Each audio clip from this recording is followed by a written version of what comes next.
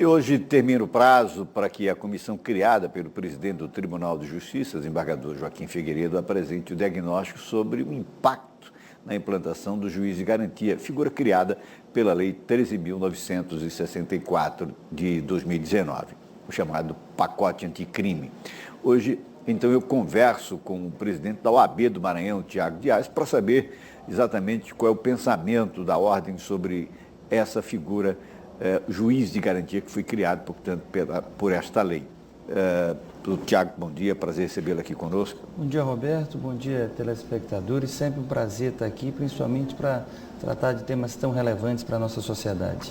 Bom, a primeira, exatamente, qual é o seu pensamento sobre a figura, né, do juiz de garantia? Se é interessante, se o seu posicionamento ou a ordem tem um posicionamento sobre o Tiago? O meu posicionamento pessoal, que comunga com o posicionamento do Conselho Federal da Ordem dos Advogados do Brasil, do AB Maranhão, de todo o sistema OAB, é de que o juiz das garantias é muito importante, uma figura de grande importância para trazer mais segurança jurídica, trazer mais paz social, trazer mais imparcialidade, impessoalidade para o julgamento das causas. E quando fala em segurança jurídica e fala em paz social, é porque a figura do juiz das garantias, que separa o juiz que irá atuar na fase das cautelares, a fase do inquérito, do juiz que vai atuar no processo penal em si, que irá julgar a parte, ele com certeza traz a própria parte mais crença e aceitação numa eventual decisão condenatória, a sociedade civil que aceite quando a decisão for absolutória, porque há a compreensão muito clara de que há uma separação, de que o juiz não está comprometido com as provas produzidas, com os incidentes anteriores ao processo penal, e sim, tão somente o juiz que vai julgar vai estar comprometido com a tese da acusação, com a tese da defesa, sem ter sua imparcialidade comprometida, que é do anseio do Estado Democrático de Direito. Todos nós queremos justiça e não justiçamento. Queremos que a justiça seja feita da maneira mais imparcial possível. Embora também se tenha algumas críticas a essa figura do juiz das garantias, mas me parece que a grande crítica se dá a esse prazo, que foi de 30 dias da vigência da lei para que ela possa entrar em vigor. Que passa a vigorar a partir do dia 23 de janeiro. Portanto, um tempo curto para operacionalizar isso. Aqui a informação que se tem é que 80% das varas no estado do Maranhão funcionam com apenas um juiz. Como é que se poderia implantar isso? Olha, esse também é o posicionamento da OAB.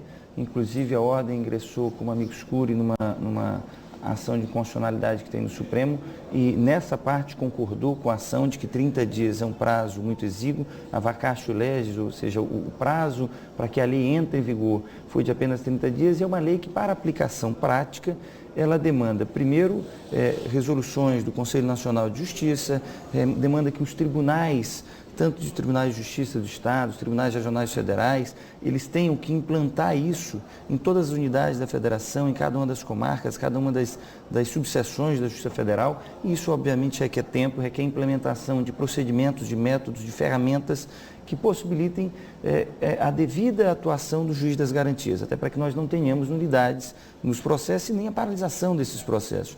Então, o pensamento da ordem é que o prazo mínimo seria 90 dias. Mas aqui, acredito que o Supremo, então, deve estender esse prazo.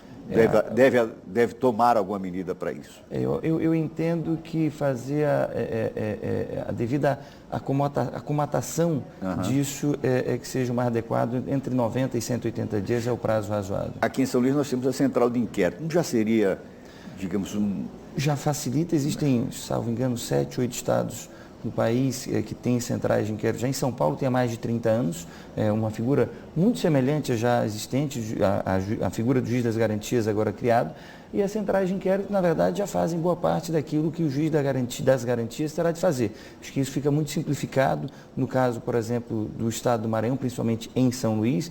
Claro, para as comarcas do interior, o tribunal vai ter que desenvolver uma ferramenta, mas eu acredito que a virtualização dos processos, que já é uma realidade no estado inteiro, o PJE, o processo judicial eletrônico, seja o caminho mais simples, mais rápido e mais econômico para que a gente possa implementar o juízo da garantia. Necessariamente você não precisa da presença física do juiz para garantir o funcionamento. Exato. E a realidade hoje, com o processo judicial, é que você não vai precisar da presença física do juiz. Você tem diversas ferramentas em que ele pode trabalhar. O juiz vai trabalhar como juiz das garantias de uma comarca, por exemplo, vizinha a outra. Ele não precisa ir àquela comarca para autorizar uma busca e apreensão, um mandato de prisão, uma medida cautelar, qualquer que seja, contra alguém que esteja sendo acusado. Então, essa questão de que, porque tem um deslocamento, as distâncias, hoje nós vivemos na era da virtualização dos processos. O próprio Tribunal de Justiça lançou, a Corregedoria lançou ano passado um projeto muito importante, que é o processo Digitalizar Já, que o objetivo é que até o final desse ano, acho que todos os processos, até o abril, na verdade, o grande objetivo, e se não, que prossiga até o final do ano, todos os processos já estejam virtualizados, todos no estado do Maranhão, principalmente São Luís. Isso é o caminho. Mas no caso da área penal, necessitaria também que a própria Secretaria de Segurança, que as delegacias, enfim, também tivesse... Sim, por isso a gente entende que o prazo de 30 dias é muito curto. Esse prazo realmente precisa ser maior. E o que precisa ser feito, eu acho que muito mais do que investimento pessoal, é investimento em tecnologia. Certo. E esse investimento, na verdade, já deveria vir sendo feito, inclusive, pelo próprio Estado, e o que agora se torna ainda mais urgente, que seja feito investimento em tecnologia, para que a gente possa ter também nas delegacias os processos virtuais, auxiliando no andamento, na celeridade, na apreciação das medidas cautelares, para que a gente possa ter um sistema judiciário cada vez mais eficiente, mais sério. Mas se não tiver nenhuma medida, corre o risco de termos algum processo lá no dia 24. Ou paralisado ou anulado mais à frente.